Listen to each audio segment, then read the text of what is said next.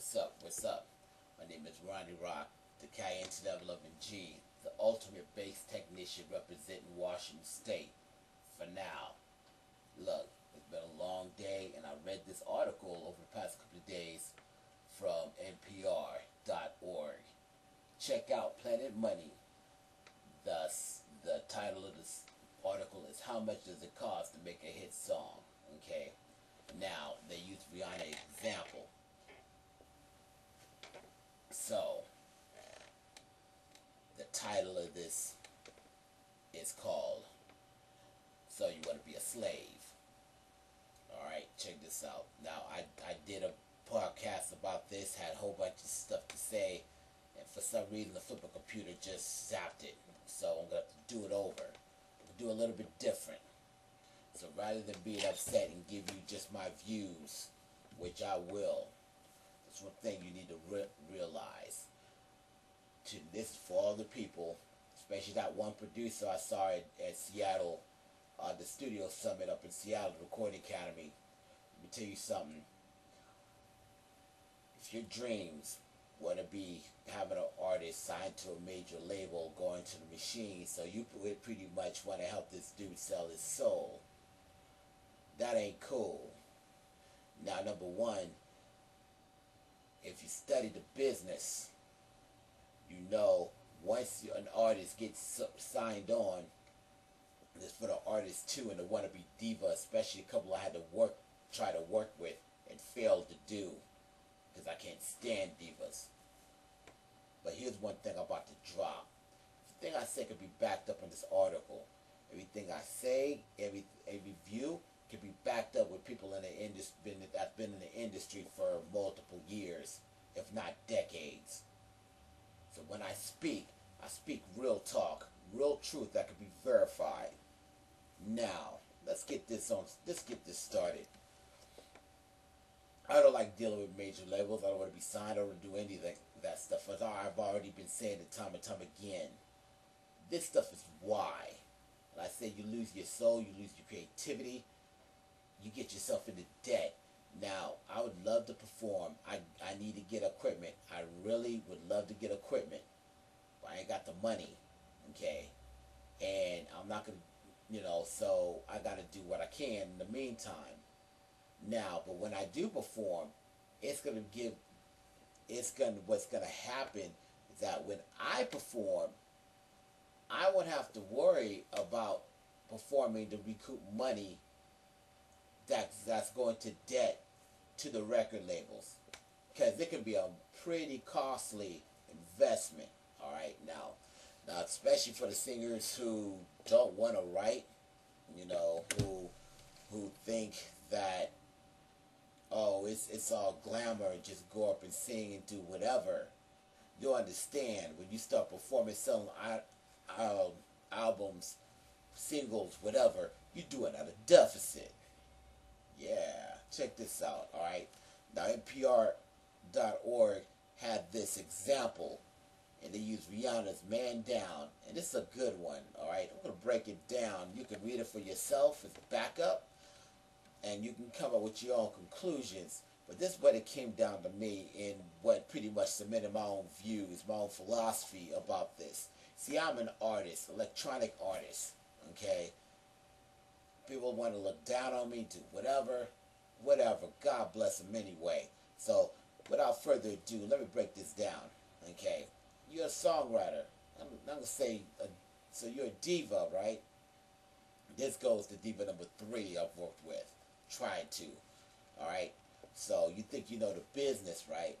So you want to try to pull up a song like Rihanna. Here's what a major label would do if you just happen to sign on one, okay?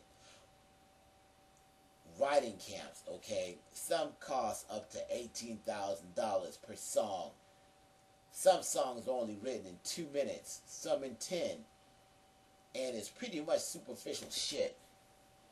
Very superficial. Hate to curse, but this is what it is. This is what's permeating all the airwaves. This is why I don't listen to the radio on my own that much, unless it's digital. Alright? Now, writing camp. Well, writing songs for an album, that's $18,000. Wow, 2 weeks. Okay, songwriter. But the song is 15 grand for the song. 15 grand for 2 minutes? Well, shoot, if I was a songwriter, I'd be getting into that. I'd be getting that racket too. Okay, now producer costs 20 grand. 20 grand. Okay, now you going up to $53,000 before Rihanna even steps onto the scene. And when I mean scene, the studio. Okay, but wait, you can't just belt out and sing however you want to sing. You got to get a vocal producer to ensure you're singing it right. To whose specifications? Didn't say. I don't know. But I bet sure as heck it ain't going to be yours. Alright? Now, the mix and master, after all that's done, that brings it to $10,000. Okay? So before that, according to the article, it's $78,000 right off the bat.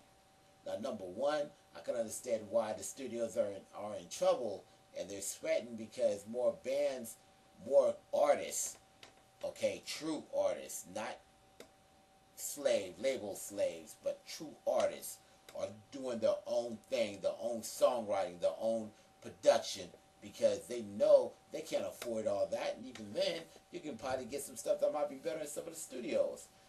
But the most important instrument that they have, that they probably have trained, are their ears. Just remember that. So, all that comes up to $78,000. Okay, but wait, you've got a song. Oh, okay, what you gonna do with it? It ain't just gonna sit around and do it by itself, right?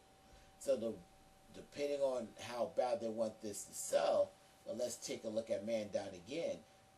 You know, from flying the artists to radio stations and whining and dining them. See, that's like, even though payola is technically illegal, but the spirit of it is still there. So they go take out dinners and do special concerts and special performances on the radio. So then they have that accessibility. So then when they have a song come up, they can creep onto the playlist.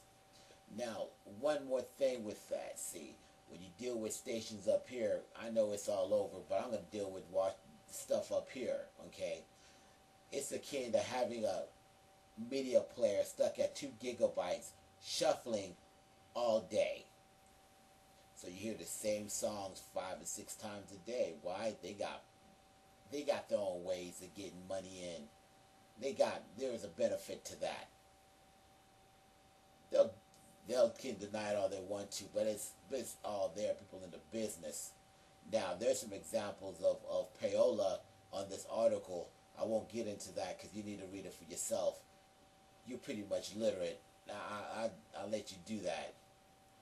So, that being aside, the commercials, the billboards, whatever that costs money. Check this out. You know how much they drop? Alright? $1 million for marketing, radio program directors, all that other stuff to kick out this one single so it can be played. Alright? And besides, they made Rihanna a star in of its own right, so that makes it even easier. But this is how it goes, especially how the video kicked out. Yeah, that's also included in that too, the video and all that stuff. Okay, $1 million. So the grand total of it is $1,078,000. You think the labels are just gonna pay and not expect to get anything back? One of the highest priorities is getting recoupment completed, meaning they're about to get their money, and they'll get their money before anybody else will.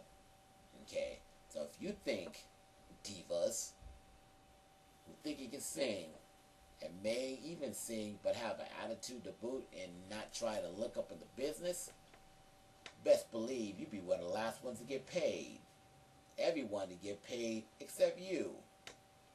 That's why studios are tripping. That's why certain producers are tripping. Sometimes, in some songwriters, there'll always be songwriters. But if you have more artists doing their own songs, they won't be needed. Okay, and trust me, we need more.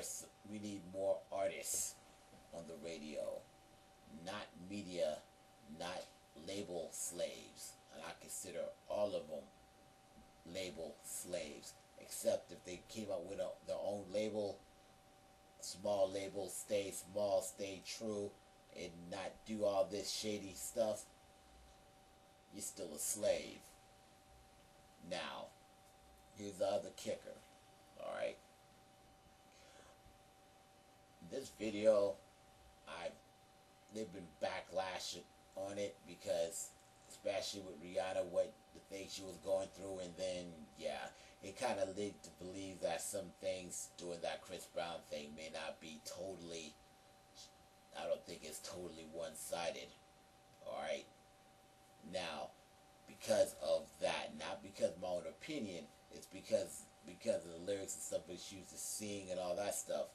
Alright, now, that being said, that song ain't selling very well according to the article. But Def Jam's still gonna get their money. They have the alternate ways. That's in the article. I won't bring into that because read it. You can also download the report too. The audio. And I might kick out a special song using that as part of the sample. I'm not going to sell it because this is something that everybody should hear. You should hear this. This is real. And people that are depending on the major labels, like that one young cat, that studio summit, depending on this, artists, you're now going to watch a difference between a true artist, artists, plural, and people who just want to be a slave. And best believe, if it takes somebody pioneer electronic music 15 years before they get a royalty check that wasn't going straight to that debt, go for it. And, well, you may make more money than me. Well, you might be more popular than me. Then do whatever. But there's one thing, a lot of artists are doing what they're doing has nothing to do with money. It's because they got a feel for it. They have a heart for it. So all these people that are doing their thing on the radio, that's fine. But just remember, boys and girls, there's a price to that. There's always a price.